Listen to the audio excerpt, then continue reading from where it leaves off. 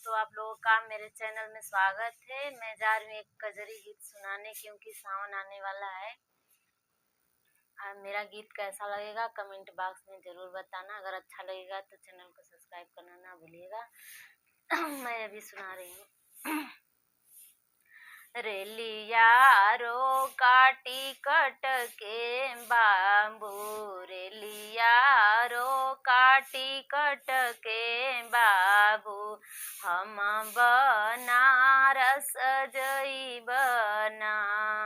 रेलिया रो काटी कट के बाबू, हम बनारस जइबना। जब तहु पिया जइबा बनारस, जब तहु पिया जइबा बनारस, हमारे भैया के हो बोलवाइदा, हमारे भैया के हो बोलवाइदा। हम नैहरवा जइबना, हमारे भैया के हो बोलवाइदा। हम नैहरवा जइबना। जब तहु धनिया जइबू नैहरवा, जब तहु धनिया जइबू नैहरवा, जेतना लागल होई रुपैया, जेतना लागल होई रुपैया, ओतना देई के जइहाना।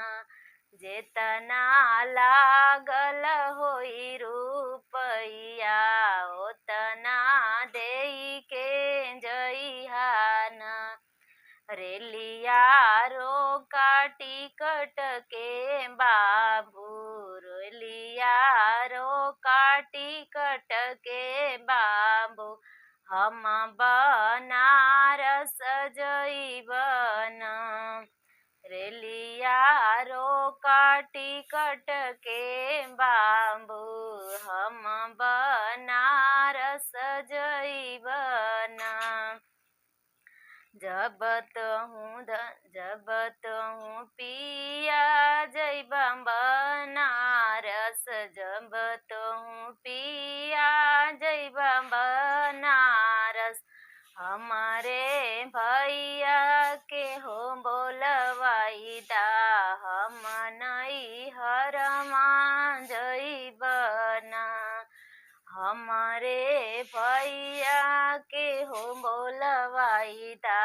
हम नैहरवा जइबना। जब तहु धनिया जइबू नैहरवा, जब तहु धनिया जइबू नैहरवा, जेतना लागल होई रुपैया, ओतना देई के जइहाना। जेतना लागल होई रुपैया, ओतना देई के जइहाना।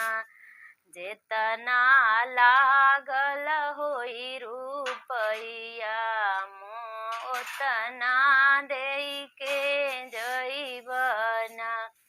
जैसन रहली पापा घर कुंवारी, ओइसन कई के जइहाना। जैसन रहली पापा घर कुंवारी, ओइसन कई के जइहाना। रेलिया रो काटी कट के बाबू, हम बनारस जइबना।